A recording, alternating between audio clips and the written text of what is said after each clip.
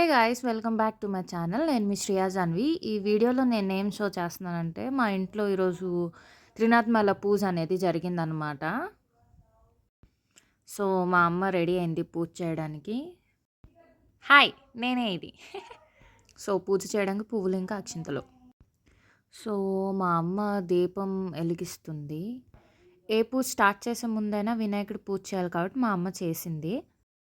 తర్వాత వినాయకుడికి హారతి ఇవ్వాలి కాబట్టి హారతి అనేది ఇచ్చిందనమాట. సో, ఇప్పుడు నాకు ఇస్తుంది మా అమ్మ హారతి. తను కూడా తీసుకుంది. ఇది నేనే. తర్వాత అగరబత్తి వెలిగించి ఇప్పుడు ఈ తిరునాథులకి పూజ చేయాలి.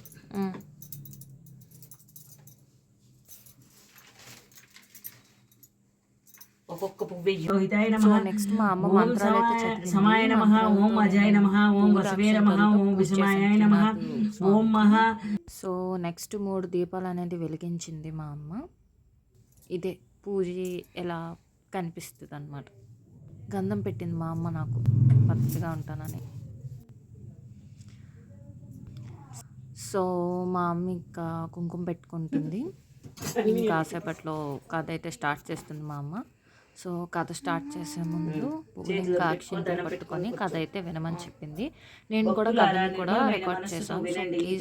చరిత్రము మాటి మాటికి విన్నను అమృతం వలె ఉండెను. శ్రీపురం అనే గ్రామం ముందు మధుసూదనుడు ఒక బ్రాహ్మణుడు ఉండేవాడు. మిక్కిలి దరిద్రుడు ఒకటి చేత భిక్షమెత్తుకుని జీవించేవాడు. ఆ బ్రాహ్మణుడికి ఒక కుమారుడు జన్మించెను. తల్లికి పాలు లేనందున పిల్లవాడు ఎలా బతుకగలడు? పాలు చాలినందున ఆ బాలుని శరీరం దినదినము కృషించుచున్నది. ఆ బాలుడు చిక్కిపోవచ్చున్నందున ఆ బ్రాహ్మణుడి భార్య పెరిమిడితో ఇట్లు పలికెను, అయ్యా, నేను చెప్పిన మాట శ్రద్ధగా వినండి. మన పిల్లవానికి పాలు నిమిత్తం పాల్గొని ఆవును ఒకటి తీసుకురండి అని చెప్పగా ఆ మాట విని భర్త ఏమని చెప్పుచున్నాడంటే, ఓసి, నీకు వెర్రి పట్టినదా? మనము చూడగా కడు బీదవారము పాలు ఇచ్చి ఆవు ఎలాగ దొరుకుతుంది? ధనరత్నములు మన వద్ద లేవు. నేను లోకములో ఏ విధముగా గణ్యతను పొందుతాను? ఎవరికైతే ధన సంపదలు కలిగి ఉండనో వారికి లోకమంతా మర్యాదలు చేస్తుంది. అట్టి వారికి లోకమంతా భయపడతారు. మన వంటి బీదవారిని ఎవరు చూస్తారు అని బ్రాహ్మణుడు చెప్పిన భార్య మిగులు దుఃఖించినదే, ఓ బ్రహ్మదేవుడా, నీవు మా వంటి బేదవారింట్లో ఈ బిడ్డని ఎందుకు పుట్టించావు? ఏమి తిని ఈ బిడ్డ బతుకగలడు? ఈ శిశుహత్య నాకు చుట్టుకుంటుంది అని దుఃఖించుండగా పిల్లవాని గోస చూచి ఏమియో తోచక ఆ బ్రాహ్మణుడు చింతాక్రాంతుడై విచారించి తన ఇంటిలో ఉండిన ఒక మండలము వగైరా చిల్లర సామాన్లు సంతలో అమ్మి ఆ అమ్మని సొమ్ము 5 రూపాయలు జాగ్రత్తగా పట్టుకు వెళ్ళి భార్య చేతికి ఇవ్వగా ఆమె ఆ సొమ్ము చూచి సంతోషించి పెనిమిటిని చూచి, అయ్యా, ఈ సొమ్మును తీసుకువెళ్ళి పాలు ఇచ్చే ఆవును ఒకటి తీసుకురండి అని చెప్పింది. అట్లు భార్య చెప్పిన మాటల ప్రకారము ఆ బ్రాహ్మణుడు ఆ రూపాయలు పట్టుకుని గ్రామంలో తిరిగను. ఇట్లు తిరుగుచూ పెద్ద భాగ్యవంతుడు సావుకారుండే గ్రామంలోకి వెళ్ళను. ధాన్యములు పరిపూర్ణమై కుబేరునితో ఆ సావుకారు సరిసమానంగా ఉన్నాడు. అతని ఆవులన్నీ పాలతో నిండవన్నది ఉన్నది. అతని ఆవుల్లో బోధ అనే ఆవు ఉండును. అది మిగులు దుష్టబుద్ధి గలది. బయటకు మేటకు వెళ్తే పరుల వ్యవసాయంలో చొరబడి తినివేస్తుంది. ఒక దినము సావుకారు చూస్తుండగానే పెరవారి పొలంలోనికి చొరబడి పండిన పంటను తినివేచిండును.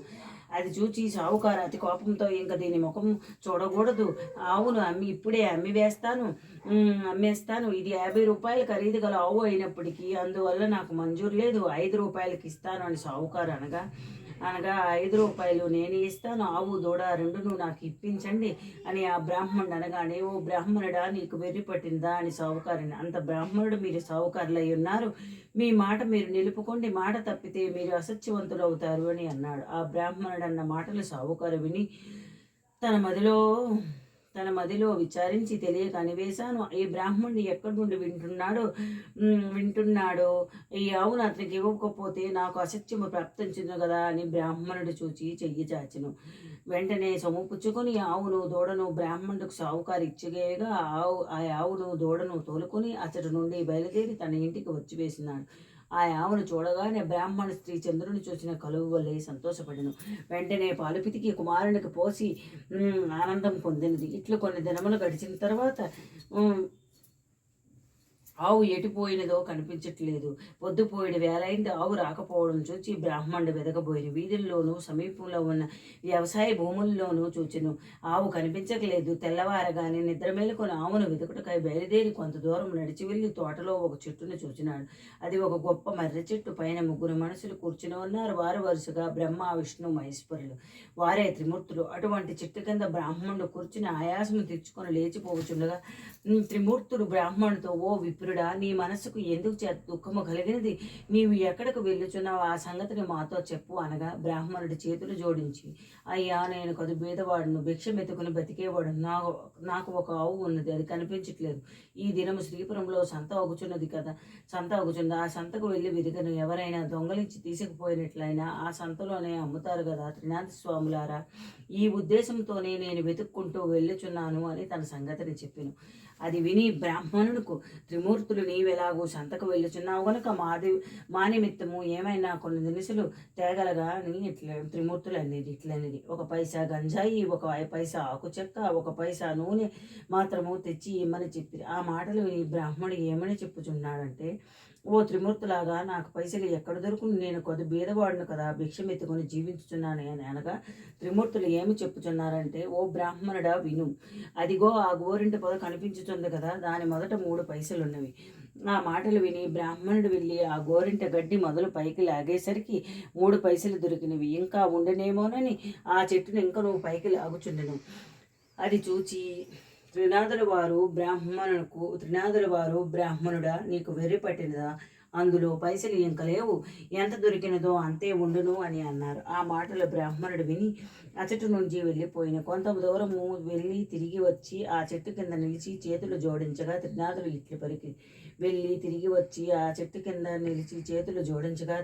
ఇట్లు పలికిరి.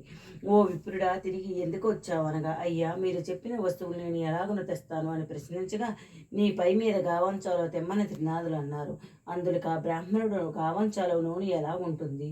మీరు జగత్కర్తలు నాతో కపటము చెప్పుచున్నారు అని అనగా, ఈ నీతో కపటము చెప్పలేదు. మమ్ము తలుసుకుని నూనెను గావంచాలో పోసి తీసుకురమ్మని చెప్పగా ఆ బ్రాహ్మణుడు శ్రీపురం సంతలో ప్రవేశించినాడు. వెళ్ళి చూడగా తన ఆవు కనిపించలేదు.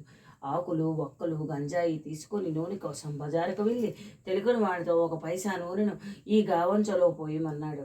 అందులకు ఆ తెలుగులవాడు ఆశ్చర్యపడి, ఈ బ్రాహ్మణుడు పిచ్చివాడు కాబోళ్ళని నూనె లేదు అని చెప్పినాడు. అక్కడి నుండి వెళ్ళి ఒక ముసలి తెలకల వాడిని నూనె అడిగాను. అంత ఆ ముసలివాడు దిగమట్టు నూనె ఎంతటిది కావాలని అడగగా 1 పైసా నూనె మాత్రం ఇమ్మని బ్రాహ్మణుడు గావంచాను చూపినాడు. తెలుకలవాడు, ఈ బాపలయ్య వికారపు వాడు కావాలి, వీనిని మోసము చేసి పైసలు తీసుకుంటాను అని ఆలోచించి కొలత పాత్రను తిరగవేసి నూనె కొలత వేసి ఇచ్చినాడు. విప్రుడు గావంచా కొనచెంగు పట్టుకుని అచ్చటి నుండి వెళ్ళిపోయినాడు. అంతికే తెలుకని వాని కొండలో నూనె కొంచెమైనా లేకుండా పోయింది. అది చూచి తెలుకల వాడు మూర్చపోయాడు. తెలుకల వాళ్ళందరూ పరిగెత్తుకుని వచ్చి ముసలి వాళ్ళ ముఖంపై నీళ్లు చల్లి సేద తెచ్చి కూర్చుండబెట్టారు. ఏమి చెప్పుదను? ఎక్కడి నుండో ఒక బ్రాహ్మణుడు వచ్చి గుద్దిడు నూనె కొన్నాడు. ఇప్పటిట్లు వెళ్ళినాడు. కొండలో చూడగానే నూనె లేదని చెప్పగా అందరూ విచారించారు. ఆ విప్రుడు మా వద్దకు వచ్చి మమ్ము కూడా నూనె అడిగినాడు. లేది అనగా వెళ్ళిపోయినాడు. ఈలాగును అందరూ విచారించి పరిగెత్తుకుని విప్రుని వద్దకు వెళ్ళి ఇలా అన్నారు, విప్రుడా విను, మీరు నూనె కొన్నారు కదా, అది కొలతకు తక్కువగా ఉన్నది, పూర్తిగా ఇచ్చి వేస్తాం, పట్టుకుని వెళ్ళండి అన్నారు. మళ్ళీ విప్రుడు సంతకు వెళ్ళినాడు. ఈసారి ముందు తెచ్చిన దుత్తతోనే చమురు సరిగా కొలవగానే ఎప్పటి వలె దుత్త భర్తీ అయిపోయింది. అది చూచి ముసలి తెలుకడు వాడి ఆనందం చెప్పలేనంతగా అయిపోయింది. విప్రుడిని గావంచలో చమురు ఉంచి ఉన్నాడు. అది పట్టుకుని విప్రుడు వెళ్ళిపోయినాడు.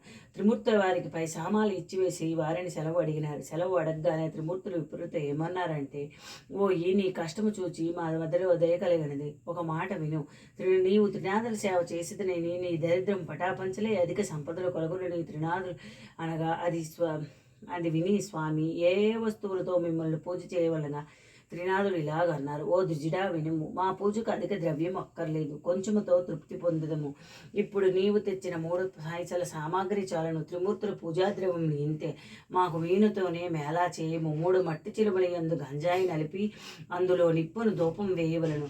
దీపప్రమిదలు 3 చేసి అందులో చమురు వేసి ఒత్తులు వేసి ఆకు చెక్కతో జాగ్రత్త చేసి ఉంచి రాత్రి తొలిజాములోని ఇంటిలోనికి నీ స్నేహితులు పిలిచి పూజాద్రవ్యములు తెచ్చి అచ్చట ఉంచి సకల పదార్థములు స్వామివారికి అలాగూ నువ్వు చేసిన సకల పాపములు నివారించినని అది విని ద్విజుడు పూజ చేయుటకు ఉపక్రమించు. చెట్టు మొదటనే పూజనారంభించి గంజాయి ముందు తయారుపరిచినాడు.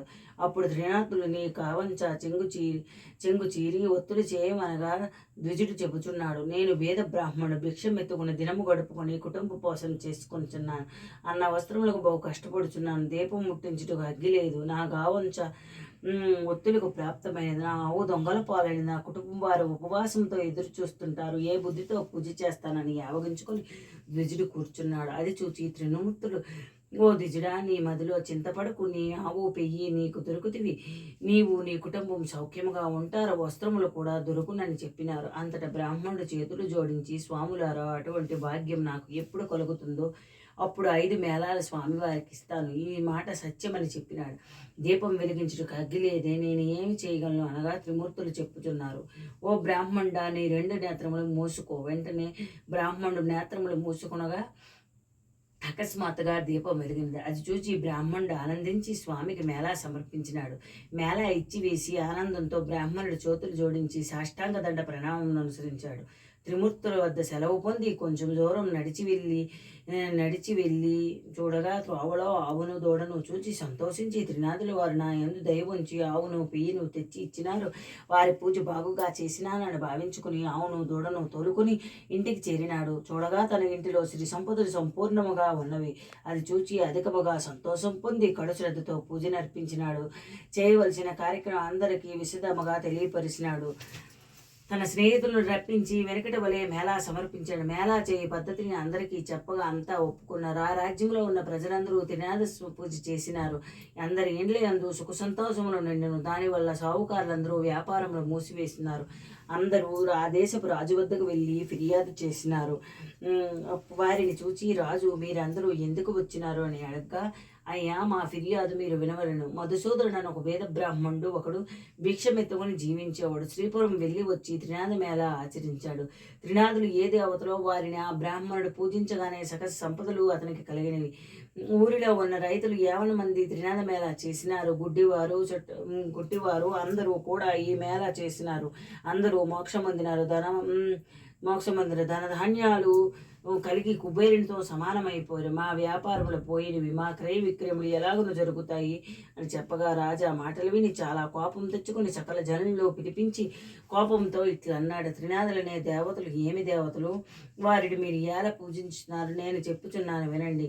ఆ పూజ మీరు చేయకూడదు. అట్లు పూజ ఎవరు చేస్తారో వారు 500 రూపాయలు జరిమానా ఇచ్చి 6 మాసాలు ఖైదులో ఉండవలసి వస్తుంది.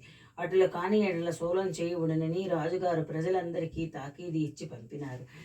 ఈ సంగతిని త్రినాథుల వారికి తెలిసి ఆ రాజుకు దండన విధించినారు. దాని ఫలితముగా రాజకుమారుడు చనిపోయినాడు. నగరంలో ఏడ్పు ఘోష వినిపించుచున్నది. ప్రజలందరూ విని రాజు వద్దకు పరిగెత్తినాడు. రాజు దైవకృప తప్పడం వల్ల తన కుమారుడు చనిపోయినాడని అనుకుంటున్నారు. కుమారుడి ముఖం చూస్తూ రాజు ఏడ్చుచున్నాడు. తల్లి, బంధువులు మొదలగు వారంతా దుఃఖించుచున్నారు.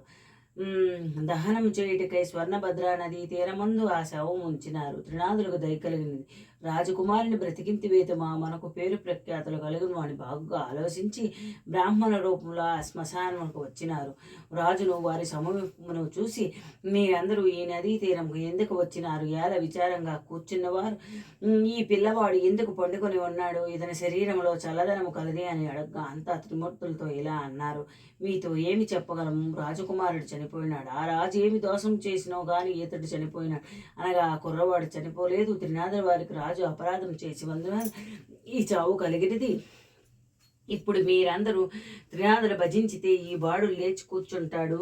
మా మేళా చేటుకు రాజు ఒప్పుకున్నట్లయితే ఈ రాజకుమారుడు బ్రతుకుగలడని చెప్పి త్రినాథమూర్తులు అదృశ్యులైనారు. అందరూ వారి మాటలు విని త్రినాథ స్వామి పేరును ఆ రాజు తనని చెవిలో చెప్పినారు. 7 మేళాలు చేటుకు ఒప్పుకున్నారు. అలా ఒప్పుకోగానే రాజకుమారుడు లేచి కూర్చున్నాడు. సో కథ అయితే అయిపోయింది. నేను మధ్యలో కట్ చేసేసా, చాలా వరకు రికార్డ్ చేయలేదు. సో మా అమ్మ ఇప్పుడు ఆరతి అనేది ఇస్తుంది దేవుడికి. సో ఇప్పుడు ప్రసాదం అనేది తీస్తుంది మా అమ్మ, దేవుడికి పెట్టాలి కాబట్టి. సో పెడుతుంది. ఇప్పుడు మామిడి పండు ఏది పెట్టాలా అని ఆలోచించి ఒకటి పెట్టింది.